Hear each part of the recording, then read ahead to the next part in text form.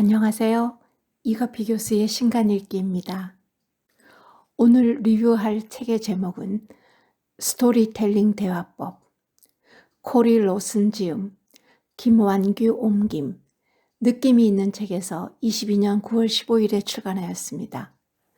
이 책의 원전은 Your Story Well Told, 21년에 나온 책입니다. 저자는 작가, 프로듀서, 크리에이티브 디렉터, 스토리텔링 선생님, 그리고 유명한 스토리텔링 쇼의 진행자입니다. 제가 이 책을 선택한 이유는요, 친구들에게 막 이야기를 하다 보면 내가 무슨 이야기를 하고자 했는지 주제를 잊어버릴 때가 있고요. 또 남들에게 좀 더 재미있게 얘기하고 싶은 욕구도 있고요. 그리고 요즘 시대는 스토리텔링 시대라는 말도 있습니다. 저자는 서문에서 이 책은 말하고 싶은 스토리가 있는 이들을 위한 책이다라고 밝히고 있습니다. 실제 있었던 일을 근사한 스토리로 발전시킬 수 있도록 이 책이 도와줄 것이다. 전 세계 애들리브 공연자들이 쓰는 발상의 기술과 과정을 통해 아이디어를 짜고 다양한 스토리 구조와 편집 기법을 써서 실제 있던 스토리를 입 밖으로 꺼내는 방법을 가르쳐 줄 것이다. 서문의 맨 끝 문장은 이렇습니다. 더 많은 스토리가 있는 세상이 바로 내가 살고픈 세상이기 때문이다. 이 책은 11개의 장으로 구성되어 있고요. 저는 일반인으로서 여기에서 얻은 몇 가지 팁을 여러분에게 전하겠습니다. 제 1장에서 나온 얘기를 잠깐 볼까요? 우리는 학교나 직장에서 다수 앞에서 프레젠테이션을 한다.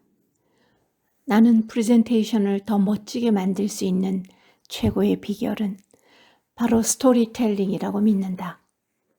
우리의 뇌는 감정적으로 와닿지 않는 데이터나 사실은 잘 기억하지 못한다.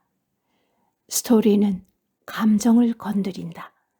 스토리는 경험에 얼굴과 감정을 씌워주고 그 결과 사람 간의 공감을 불러일으킨다. 저는 지금부터 이 책에서 얻은 여러 이야기들 중에 3가지만 전달하겠습니다. 첫 번째는 스토리텔링의 골조를 말씀드릴게요. 모든 스토리에 적용할 수 있는 단 하나의 구조는 없다. 모든 스토리는 각자 맞는 최상의 접근법과 방식이 있고 좋은 스토리가 되려면 각자의 스토리에 어울리는 접근법을 적용해야 한다. 스토리텔링의 가장 기본적인 구성은 선형 구조이다. 말 그대로 시간의 순서에 따라 스토리가 일직선으로 진행된다. 유명한 애들리브 공연자인 켄 애덤스가 개발한 도구를 보자. 그는 문장을 시작하는 시작 문구를 8개 내지 9개 함으로써 스토리의 골조를 짠다. 그 시작 문구를 들어보실래요? 옛날 옛적에 그리고 매일 그러던 어느 날 그로 인해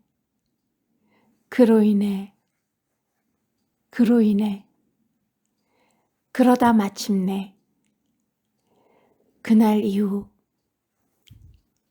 이 스토리의 교훈은 이 마지막 문구는 선택사항입니다.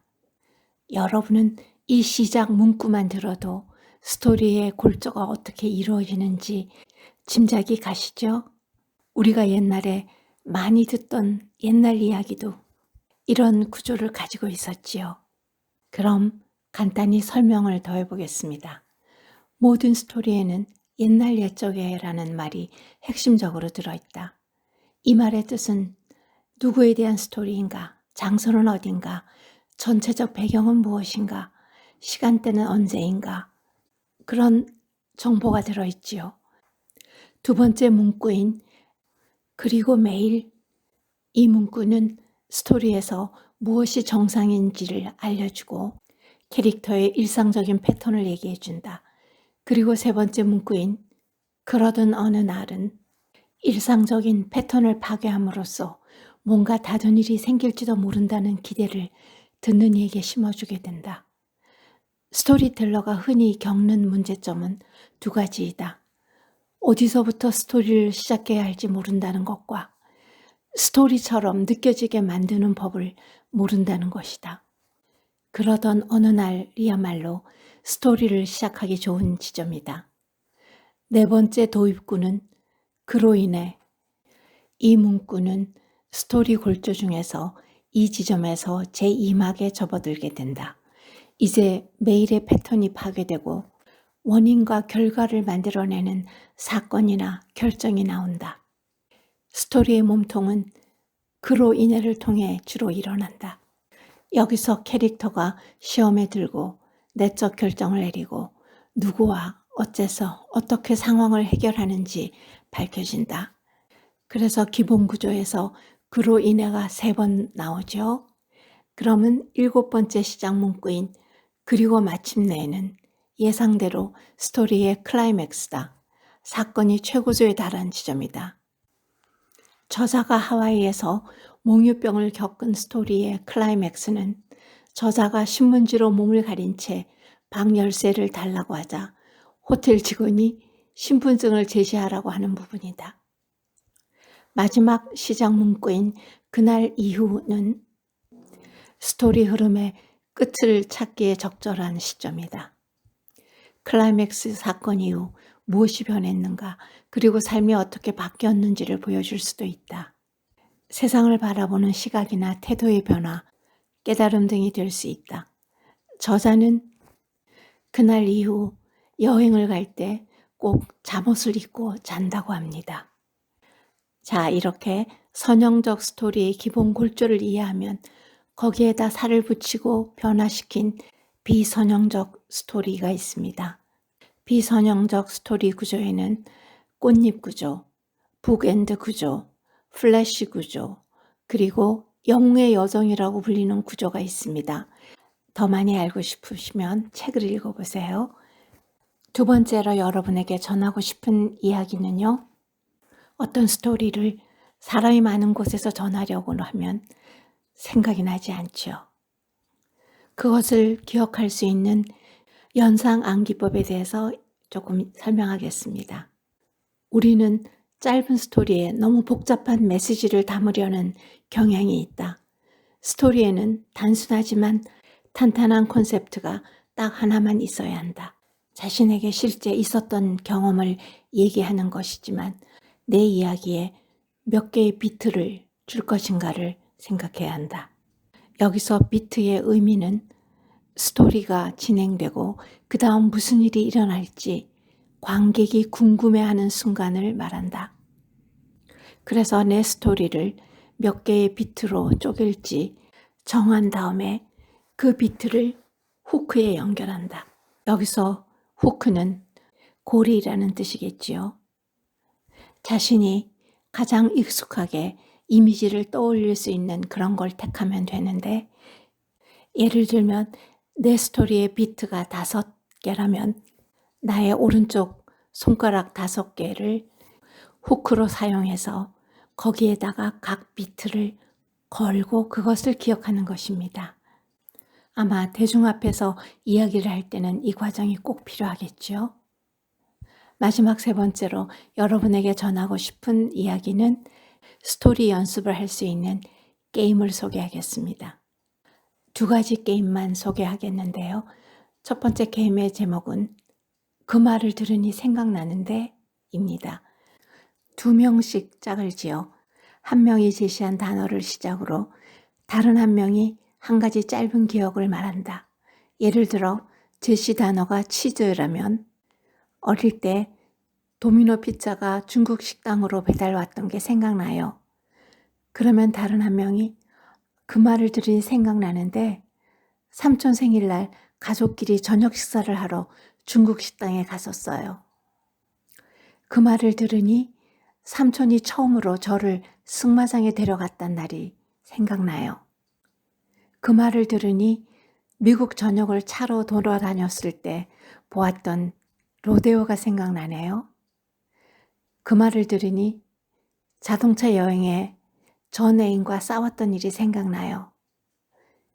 그 말을 들으니 여자친구와 헤어졌던 레스토랑이 생각나요. 이런 식으로 연결하는 것입니다. 만일 이렇게 말하면 도움이 안 된다. 그 말을 들으니 생각나는데 저도 똑같은 일을 겪었어요. 만일 똑같은 일이 일어났다면 좀 더 자세하게 말해야 한다. 예를 들어 그 말을 들으니 여자친구한테 차였던 초밥집이 생각나네요. 초밥을 담은 배를 물 위에 띄워서 손님들 주변을 계속 돌아다니게 해놓은 곳이에요. 이렇게 다른 디테일을 추가하면 게임이 중단되지 않고 이어질 수 있다. 이런 식의 연습은 진행이 빠르고 재미있는 데다 삶 속에 숨겨진 놀라운 스토리 소재를 발굴하게 해준다.